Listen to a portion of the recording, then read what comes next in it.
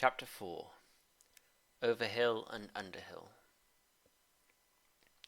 There were many paths that led up to those mountains, and many passes over them, but most of the paths were cheats and deceptions, and led nowhere or to bad ends, and most of the passes were infested by evil things and dreadful dangers.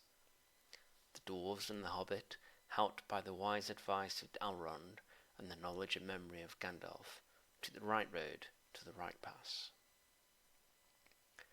Long days after they had climbed out of the valley and left the last homely house miles behind, they were still going up and up and up. It was a hard path and a dangerous path, a crooked way, a long and lonely road. Now they could only look back over the lands they'd left, laid out behind them far below. Far, far away in the west, where things were blue and faint, Bilbo knew his own country lay safe and comfortable, and his little hobbit hole. He shivered. It was getting bitter cold up here, and the wind came shrill among the rocks. Boulders, too, at times came galloping down the mountain sides, let loose by midday sun upon the snow, and passed among them, which was lucky, or over their heads, which was alarming.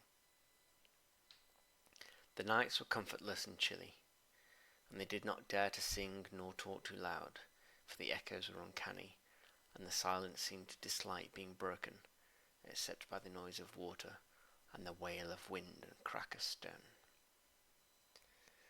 Summer's getting on down below, thought Bilbo, and haymaking is going on, and picnics. They'll be harvesting and blackberrying before we even go down the other side at this rate. And the others were thinking equally gloomy thoughts, although when they had said goodbye to Elrond in the high hope of a midsummer morning, they had spoken gaily of the passage of the mountains, and riding swift across the lands beyond. They thought of coming to the secret door in the lonely mountain, perhaps very next moon of autumn, and perhaps it would be Durin's Day, they'd said. Only Gandalf had shaken his head and said nothing. The dwarves had not passed away for many years, but Gandalf had, and he knew how evil and danger had grown and thriven in the wild since the dragons had driven men from the lands, and the goblins had spread in secret after the battle of the mines of Moria. Even the good plans of wise wizards like Gandalf and of good friends like Elrond go astray sometimes when you're off on dangerous adventures over the edge of the wild, and Gandalf was a wise enough wizard to know it. He knew that something unexpected might happen, and he hardly dared to hope that they'd pass without fearful adventure over those great tall mountains with lonely peaks and valleys where no king ruled. All was well, until one day they met a thunderstorm. More than a thunderstorm, a thunder battle. You know how terrific a really big thunderstorm can be down in the land in a river valley, especially at times when two great thunderstorms meet and clash. More terrible still are thunder and lightning in the mountains at night, when storms come up from the east and west and make war. The lightning splinters on the peaks, and rocks shiver, and great crashes split the air and go rolling and tumbling into every cave and hollow, and the darkness is filled with overwhelming noise and sudden light. Bilbo had never seen nor imagined anything of the kind. They were high up in a narrow place, with a dreadful fall into a dim valley at one side of them. There they were sheltering under a hanging rock for the night, and he lay beneath a blanket and shook from head to toe. When he peeped out into the lightning flashes, he saw that across the valley the stone giants were out, and were hurling rocks at each other, for a game, and catching them, and tossing into little bits with a bang. Then came wind and rain, and the wind whipped the rain and the hail about in every direction, so that an overhanging rock was no protection at all. Soon they were getting drenched, and their ponies were standing with their heads down and their tails between their legs, and some of them were whinnying with fright.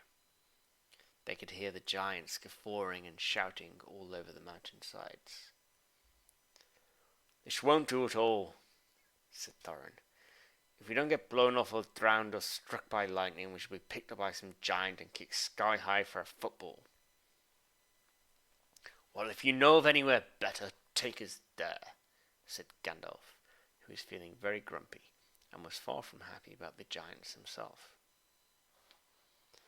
The end of their argument was that they sent Philly and Killy to look for better shelter. They had very sharp eyes, and being the youngest of the dwarves by some 50 years, they usually got these sorts of jobs, especially when everyone could see it was no use sending Bilbo. There's nothing like looking if you want to find something, also Thorin said to the young dwarves. You certainly usually find something if you look, but it's not always quite the something you're after. And so it proved on this occasion. Soon Philly and Killy came crawling back, holding on to the rocks in the wind. We found a dry cave, they said, not far around the corner, and ponies and all could get inside. Have you thoroughly explored it? Said the wizard, who knew that caves up in the mountains were seldom unoccupied. Yes, yes, they said, though everyone knew they can't have been long about it. They'd come back far too quick. It isn't all that big, and it doesn't go too far back. That, of course, is the dangerous part about caves. You don't know how far they go back, sometimes, or where a passage may lead to, or what's waiting for you inside. But now Philly and Killy's news seemed good enough, so they all got up and prepared to move.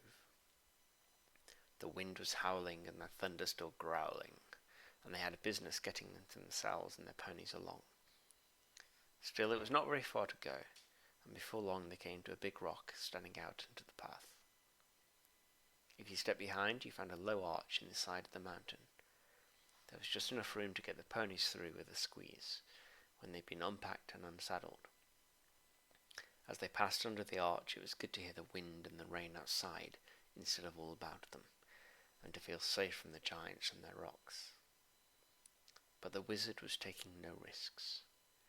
He lit up his wand, as he'd done that day in Bilbo's dining room that seemed so long ago, if you remember, and by its light they explored the cave from end to end. It seemed quite a fair size, not too large and mysterious. It had a dry floor and some comfortable nooks. At one end there was room for the ponies, and there they stood, mighty glad of the change, steaming and champing in their nosebags. Oin and Gloin wanted to light a fire at the door to dry their clothes, but Gandalf would not hear of it. So they spread out their wet things on the floor and got dry ones out of their bundles. Then they made their blankets comfortable, got out their pipes and blew smoke rings, which Gandalf turned into different colours and set dancing up by the roof to amuse them. They talked and forgot about the storm, and discussed what each would do with his share of the treasure when they got it, which at the moment did not seem so impossible. And so they dropped off to sleep one by one. It turned out a good thing that night that they'd brought Bilbo with them, for somehow he could not sleep for a long while, and when he did sleep, he had very nasty dreams. He dreamed that a crack in the wall at the back of the cave got bigger and bigger and opened wider and wider, and he was very afraid, but could not call out nor do anything but lie and look. Then he dreamed that the floor of the cave was giving way, and he was slipping, beginning to fall down goodness knows where to. At that he woke with a horrible start, and found that part of his dream was true. A crack had opened at the back of the cave, and was already a wide passage. He was just in time to see the last of the ponies' tails disappearing into it. Of course he gave a very loud yell, as loud a yell as the Hobbit can give, which is surprising for their size. Out jumped goblins. Big goblins, great ugly-looking goblins, lots of goblins. Before you could say rocks and blocks, there were 6 to each dwarf at least, and 2 even for Bilbo, and they were all grabbed and carried through the crack before you could say tinder and flint. But not Gandalf. Bilbo's yell had done that much good. It had wakened him up, wide in a splintered second, and when goblins came to grab him, there was a terrible flash like lightning in the cave, a smell like gunpowder, and several goblins fell dead. The crack closed with a snap, and Bilbo and the dwarves were on the wrong side of it. Where was Gandalf? Of that neither they nor the goblins had any idea, and the goblins didn't wait to find out. It was deep, deep dark, such as only goblins that have taken to living in the heart of the mountains can see through. The passages there were crossed and tangled in all directions, but the goblins knew their way as well as you do to the nearest post office. And the way went down, down and down, and it was most horribly stuffy. The goblins were very rough and pinched unmercifully and chuckled and laughed in their horrible stony voices, and Bilbo was more unhappy even than when the troll had picked him up by his toes. He wished again and again for his nice bright hobbit hole, and not for the last time. Now there came a glimmer of red light between them. The goblins began to sing or croak, keeping time with the flap of their fat feet on the stone, and shaking their prisoners as well. Clap, snap, the black, crack, grip, grab, pinch, nab, and down, down to Goblin Town you go, my lad. Crash, crash, crush, smash, hammer and tongs, knocker and gowns. Pound, pound, far underground, ho, ho, my lad. Swish, smack, quick, quack, batter and beat, yammer and bleat. Work, work, and a dare to show what goblins quaff and goblins laugh. Round and round for underground below, my lad. It sounded truly terrifying. The walls echoed to the clap, snap, and the crush, smash, and to the ugly laughter of their ho, ho, my lad. The general meaning of the song was only too plain, for now the goblins took out whips and whipped them with a swish smack, and set them running as fast as they could go in front of them. And more than one of the dwarves were already yammering and bleating like anything when they stumbled into a big cavern.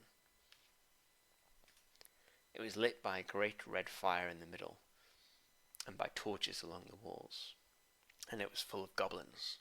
They all laughed and stamped and clapped their hands when the dwarves, with poor little Bilbo at the back and nearest to the whips, came running in, while the goblin drivers whooped and cracked their whips behind. The ponies were already there, huddled in a corner, and there were all the baggages and packages lying broken open, and being rummaged by goblins, and smelt by goblins, and fingered by goblins, and quarrelled over by goblins. I'm afraid that was the last I ever saw of those excellent little ponies, including a jolly sturdy little white fellow that Elrond had lent to Gandalf, since his horse was not suitable for the mountain paths. For goblins eat horses and ponies and donkeys, and other much more dreadful things, and they are always hungry. Just now, however, the prisoners were thinking only of themselves. The goblins chained their hands behind their backs, and linked them all together in a line, and dragged them to the far end of the cavern, with little Bilbo tugging at the end of the row.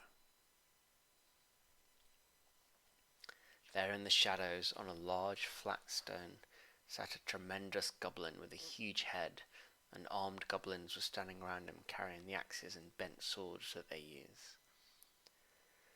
Now goblins are cruel, wicked, and bad-hearted. They make no beautiful things, but they make many clever ones. They can tunnel and mine as well as any. When daggers, pickaxes, tongs, and also instruments of torture they make very well, or get other people to make to their design. Prisoners and slaves that have to work till they die for want of air and light. It is not unlikely that they invented some of the machines that have since troubled the world, especially the ingenious devices for killing large numbers of people at once, for wheels and engines and explosions always delighted them, and also not working with their own hands more than they could help. But in those days, in those wild parts, they had not advanced, as it's called, so far. They did not hate dwarves especially, no more than they hated everybody and everything, and particularly the orderly and prosperous. In some parts, wicked dwarves had made alliances with them, but they had a special grudge against Thorin's people, because of the war which you've heard mentioned, which has not come up into this tale. And anyway, goblins don't care much who they catch, as long as it's done smart and secret, and the prisoners aren't able to defend themselves. "Who are these miserable persons?" said the great goblin. "Dwarves, and this," said one of the drivers, pulling at Bilbo's chain so he fell forward onto his knees. "We found them sheltering in our front porch." "What do you mean by it?" said the great goblin, turning to Thorin. "Up to no good, I'll warrant. Spying on the private business of my people, I guess. Thieves, I shouldn't be surprised to learn. Murderers, friends of elves, not unlikely. Come, what have you got to say?" "Thorin the dwarf, at your service," he replied. It was merely a polite nothing. "Of the things which you suspect and imagine we have no idea at all.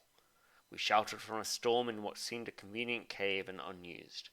Nothing was further from our thoughts than inconveniencing goblins in any way whatever." "Ah," said the great goblin. "So you say. Might I ask what you are doing up in the mountains at all, and where you are coming from, and where you are going to? In fact, I should like to know all about you. Not that it will do you much good, Thorin Oakenshield. I know too much about your folk already. But let's have the truth, or I'll prepare something particularly uncomfortable for you." "We were on a journey to visit our relatives, our nephews and nieces, and first, second, and third cousins, and other descendants of our grandfathers who live on the east side of these truly hospitable mountains," said Thorin, not quite knowing what to say all at once in a moment, when obviously the exact truth would not do at all. "He's a liar, tremendous one," said one of the drivers. "Several of our people were struck by lightning in the cave when we invited these creatures to come below, and they're dead as stones. Also, he's not explaining this." He held out the sword which Thorin had worn, the sword which came from the troll's lair. The great goblin gave a truly awful howl of rage when he looked at it, and all his soldiers gnashed their teeth, clashed their shields, and stamped. They knew the sword at once. It had killed hundreds of goblins in its time, when the fair elves of Gondolin hunted them in the hills or did battle before their walls. They had called it Orkist, goblin cleaver, but the goblins called it simply biter. They hated it, and hated worse anyone that carried it. "Murderers and elf fiends!" the great goblin shouted. "Slash them, beat them, bite them, gnash them! Take them away to dark holes full of snakes, and never let them see the light again!" He was in such a rage that he jumped off his seat and himself rushed at Thorin with his mouth open. Just at that moment all the lights in the cavern went out, and the great fire went off, poof, into a tower of blue glowing smoke, right up to the roof, that scattered piercing white sparks all among the goblins. The yowls and yammering, croaking, gibbering and jabbering, howls, growls and curses, shrieking and shrieking that followed were beyond description. Several hundred wild cats and wolves being roasted slowly alive together would not have compared to it. The sparks were burning holes in the goblins, and the smoke that now fell on the roof made the air too thick, even for their eyes to see through. Soon they were falling one over each other, and rolling in heaps on the floor, biting and kicking and fighting as if they'd all gone mad. Suddenly a sword flashed in its own light. Bilbo saw it go right through the great goblin as he stood dumbfounded in the middle of his rage. He fell dead, and the goblin soldiers fled before the sword shrieking into the darkness. The sword went back into its sheath. "Follow me quick," said a voice, fierce and quiet, and before Bilbo understood what had happened, he was trotting along again, as fast as he could, at the end of the line, down more dark passages, with the yells of the goblin horde growing fainter behind him. A pale light was leading them on. "Quicker, quicker," said the voice. "Torches will soon be relit." "Half a minute," said Dorry, who was at the back next to Bilbo, and a decent fellow. He made the hobbit scramble on his shoulders as best he could with his tied hands, and then off they all went at a run, with a clink of chains, and many a stumble, since they had no hands to steady themselves with. Not for a long while did they stop, and by that time they must have been right down into the mountain's heart. Then Gandalf lit up his wand. Of course it was Gandalf. but just then they were too busy to ask how he got there. He took out his sword again, and it flashed in the dark by itself.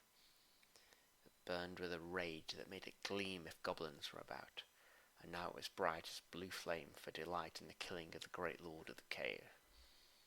It made no trouble whatever of cutting through the goblin chains and setting all the prisoners free as quickly as possible. The sword's name was Glamdring, the foe hammer, if you remember. The goblins just called it Beater, and hated it worse than Biter, if that was possible. Orcus too had been saved, for Gandalf had brought it along as well, snatching it from one of the terrified guards. Gandalf thought of most things, and though he could not do everything, he could do a great deal for friends in a tight corner. "Are we all here?" said he, handing his sword back to Thorin with a bow. "Let me see. 1, that's Thorin. 2, 3, 4, 5, 6, 7, 8, 9, 10, 11. Where are Philly and Killy? Here they are, 12, 13, and here's Mr. Baggins, 14. Well, it might be worse, and then it might be a good deal better. No ponies, no food, and no knowing quite where we are, and hordes of angry goblins just behind. On we go!" And on they went. Gandalf was quite right. They began to hear goblin noises and horrible cries far behind in the passages they'd come through. That sent them on faster than ever, and as poor Bilbo could not possibly go half as fast, for dwarves can actually run at a tremendous pace, they took it in turn to carry him on their backs. Still, goblins go faster than dwarves, and these goblins knew the way better. They'd made the pass themselves, and they were madly angry. So do what they could, the dwarves heard the cries and howls getting closer and closer. Soon they could hear even the flap of the goblin feet, many, many feet which seemed only just around the last corner. The blink of red torches could be seen behind them in the tunnel they were following, and they were getting deadly tired. "Why, oh, why did I ever leave my hobbit hole?" said poor Mr. Baggins, bumping up and down on Bomber's back. "Why did I ever bring a wretched hobbit on a treasure hunt?" said poor Bumber. He was fat and staggered along with the sweat dripping down his nose in the heat and terror. At this point Gandalf far behind and Thorin with him. They turned a sharp corner. "About turn!" he shouted. "Draw your sword, Thorin." There was nothing else to be done, and the goblins didn't like it. They came scurrying round the corner in full cry, and found goblin cleaver and foe hammer shining cold and bright right in their astonished eyes. The ones in front dropped their torches and gave one yell before they were killed. The ones behind yelled still more and leaped back, knocking over those that were running after them. "Biter! Beater!" they shrieked, and soon they were all in confusion, and most of them were hustling back the way they'd come. It was quite a long while before any of them dared to turn that corner, and by that time the dwarves had gone on again, a long, long way into the dark tunnels of the goblins' realm. When the goblins discovered that, they put out their torches and slipped on soft shoes, and they chose out their very quickest runners with the sharpest eyes and ears. These ran forward, swift as weasels in the dark, and with hardly any more noise than bats. This is why neither Bilbo, nor the dwarves, nor even Gandalf heard them coming, nor did they see them. But they were seen by the goblins that ran silently up behind, for Gandalf was letting his wand give out a faint light to help the dwarves as they went along. Quite suddenly Dorry, now at the back again carrying Bilbo, was grabbed from behind in the dark. He shouted and fell, and the hobbit rolled off his shoulders into the blackness, bumped his head on hard rock, and remembered nothing more.